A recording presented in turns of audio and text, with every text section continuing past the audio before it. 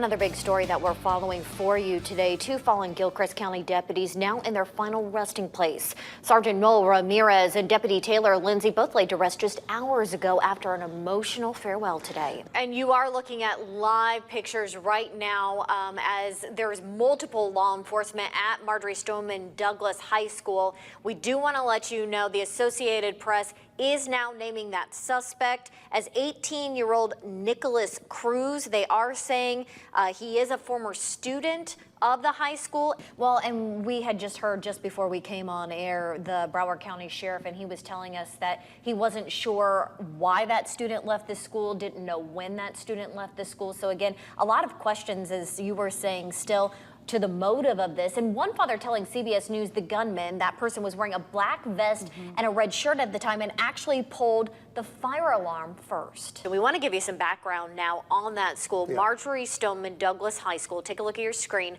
There are about 3,000 students enrolled at the school. It's the only public high school in Parkland.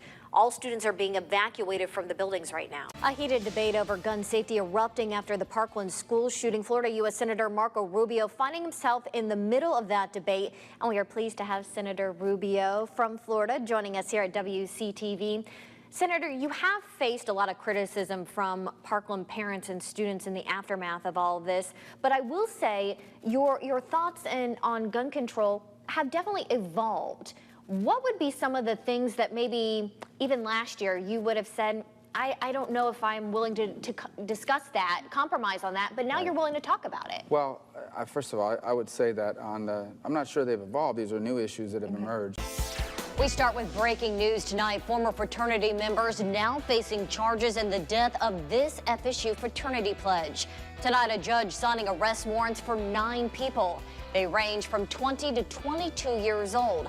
All are facing a charge of hazing. That's a 3rd-degree felony.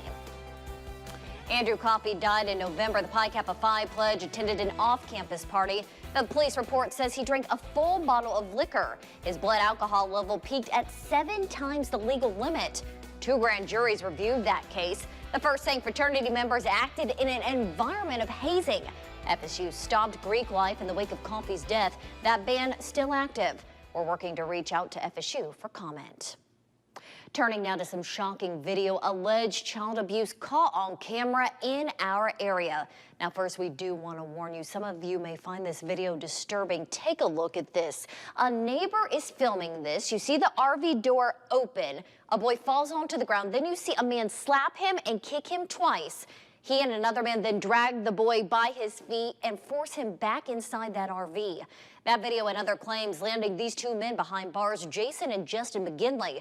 They're facing child abuse and false imprisonment charges. Well, now looking live, you can actually see the haze going on from that fire in downtown Tallahassee. You can see this is our tower cam right there. And a lot of times with these big fires, and this is a very large fire right now that TFD is trying to contain, the weather does play a role depending on winds and things like that. How is the weather a factor in this right now? When we first heard news of that fire, we turned that downtown camera that way. Attention Georgia drivers, a new law will soon ban everyone behind the wheel from doing this, texting while driving. Starting July 1st, drivers will go hands-free if they want to use their phones in the car. Let's put this all into perspective for you. Come with me here. Let's do a visual kind of a demonstration. Just imagine Doak Campbell Stadium. We've all been there. Now imagine that we asked you to get in a car, have your phone out, and text while you drive the entire length of this football field. Experts tell us this is going to take you about 5 seconds to travel the entire length of the field. But as you saw from the picture, there's nothing on it, no obstacles, nothing on it. But if you know in real life, texting and driving, there are so many things that could go wrong, and the numbers show it. Take a look at this. Look at the injuries here. 391,000. That's what the National Highway Transportation Safety Agency says. The amount of people injured in 2016 from distracted driving, which they count as turning the radio, actually looking down at your phone, or even texting and driving. But we all know that there are fatalities when you do that. Check this out. Look at the numbers. More than 3,400 people died in 2016 from texting and driving. And if you're looking at this and saying, you know, I do look at my phone, You're not alone in this. Look at this. 481,000 people use their phones on a daily basis inside their cars. But we know the numbers add up, and we know that they can be deadly. That's why our Emma Wheeler is showing what Georgia is doing to try and get those numbers down.